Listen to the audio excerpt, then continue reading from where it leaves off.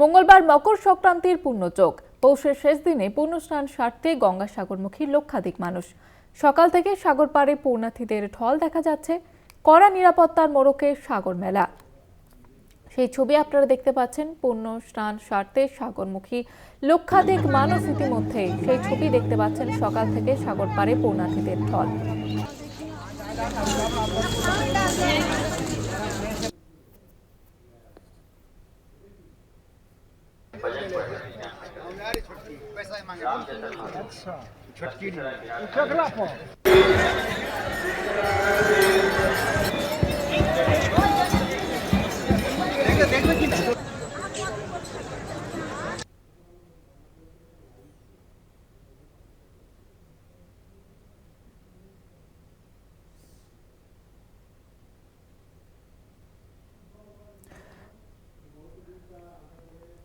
সকাল থেকেই যে ছবি লক্ষ্য করা যাচ্ছে, সাগর পাড়ে পুণ্যার্থীদের ঢল, পাশাপাশি নিরাপত্তার বিষয়টাও কিন্তু মাথায় রাখা হয়েছে, প্রশাসনের তরফ থেকে নজরে রাখা হয়েছে।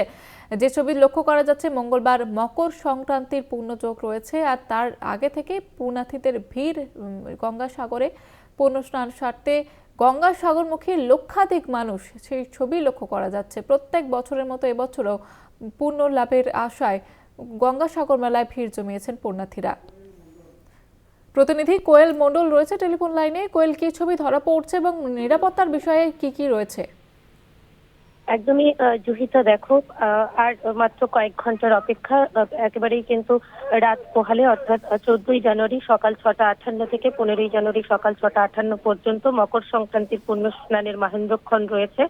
তবে পুণ্য স্নানের মাহেন্দ্রক্ষণের আগেই কিন্তু একেবারেই লাখো লাখো পুণ্যার্থীর সমাগমে জমজমাট হয়ে উঠেছে গঙ্গাসাগরের বেলাভূমি, এবং আজ সারা দিন ভর কিন্তু প্রচুর পুণ্যার্থীর আগমন ঘটবে বলে প্রশাসন সূত্রে খবর রয়েছে। ইতিমধ্যে বাবুঘাট থেকে গঙ্গাসাগর স্পেশাল বাস সেটা হচ্ছে একেবারেই কিন্তু রওনা দিয়েছে, এবং তারা সেই বাসগুলো লট নাম্বার 8 মুখী রয়েছে। এই মুহূর্তে lot number 8 Kachuberia Namkhana point, প্রত্যেকটি পয়েন্টে পুণ্যার্থীদের ভিড় রয়েছে এবং পুণ্যার্থীরা তারা অপেক্ষায় রয়েছে। একই ছবি সকাল থেকেই গঙ্গাসাগরের কপিলমুনি আশ্রমের সামনে।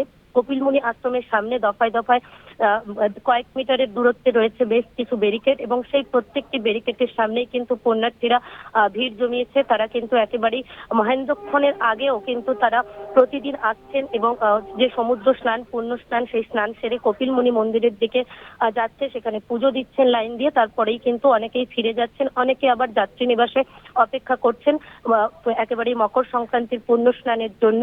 এই মুহূর্তে একেবারেই কিন্তু সমুদ্র সৈকত থেকে শুরু করে কপিলমুনি আশ্রমের সামনে পুণ্যার্থীদের উপচে পড়া ভিড়। আর এই গঙ্গাসাগর মেলার যে নিরাপত্তা, সেই নিরাপত্তার বিষয়ে সব রকম ব্যবস্থা গ্রহণ করা হয়েছে প্রশাসনের তরফে। 24 ঘন্টা মেগা কন্ট্রোল রুমের মাধ্যমে মেলার প্রত্যেকটি পয়েন্টের ওপর নজরদারি চালাচ্ছে প্রশাসন। অন্যদিকে সমুদ্র সৈকতে সেখানে এনডিআরএফ থেকে শুরু করে সিভিল ডিফেন্স টিম এবং প্রশিক্ষিত কুকুর রাখা হয়েছে নাশকতা রুখতে, এবং যাতে কোনো পুণ্যার্থী সমুদ্রের স্নান করতে করতে অতি গভীরে চলে না যায়, তার জন্য দফায় দফায় মাইকিং চলছে, হুইসলিং চলছে, এবং যাতে পুণ্যার্থীরা সেই দিকে না যায় সেই বিষয়ে সতর্ক করা হচ্ছে প্রশাসনের তরফে। ধন্যবাদ তোমাকে।